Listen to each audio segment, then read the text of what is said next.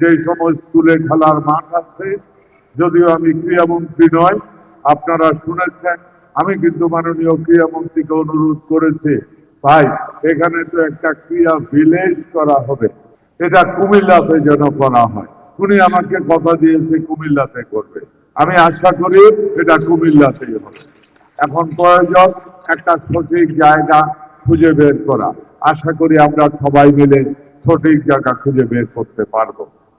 স্কুলের যে মাঠগুলি আছে এটার জন্য আমি ক্রীড়া মন্ত্রণালয়কে আমি অনুরোধ করেছি, এখানে আপনার জেলার বিভিন্ন স্কুল, এই যে আমরা সৌভাগ্য নয়, দেখেন বিভিন্ন বাজার এলাকা থেকে আমরা জাতীয় ফুটবল টিমে অনেক প্লেয়ার ছিল, আমার ভালো লাগছে এখন ক্রিকেট টিমে আজকে যারা এখানে খেলেছে, আমি বিশ্বাস করি এখান থেকে টিমের মধ্যে আমি আশা করি সবাই যদি না হয় বেশিরভাগ ক্রিকেট প্লেয়াররা আজকে এখানে যারা খেলেছে একদিন আন্তর্জাতিক পর্যায়ে খেলে দেশের সুনাম নিয়ে আসবে ইনশাআল্লাহ। আছেন এই ক্রিকেট প্লেয়ারদের জন্য প্রয়োজন কন্টিনিউয়াস ট্রেনিং দিতে হবে। দুর্ভাগ্যজনক হলেও সত্য, আগে এই ট্রেনিং এর ব্যবস্থাটা ছিল না। যোগ্য প্লেয়ার যারা ছিল তাদেরকে অবমূল্যায়ন করা হতো এবং ওইখান থেকেও দলীয়করণ করা হয়েছে।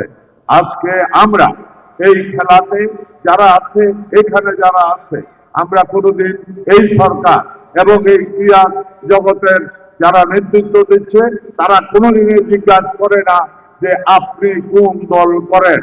খেলা দলের ঊর্ধ্বে, খেলা দলের ঊর্ধ্বে, খেলা দলের ঊর্ধ্বে।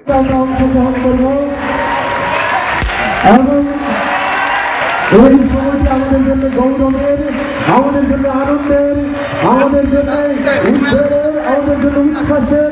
আমরা আসুন এই মুহূর্তটিকে উপভোগ করি। আমাদের কুমিল্লার দাবাল ছেলেদের এই অর্জন আজ উন্মোচিত হলো।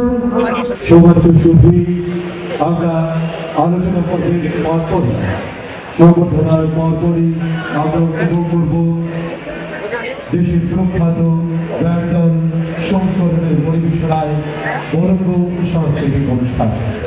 অনুষ্ঠানের শেষ পর্যন্ত উপভোগ করার জন্য আপনাদের সকলকে বিনীত অনুরোধ জানাচ্ছি। সেশনের পরপরই আমাদের সম্মানিত অতিথিবৃন্দকে বিনীত অনুরোধ জানাচ্ছি মঞ্চের সামনে আসন গ্রহণ করার জন্য।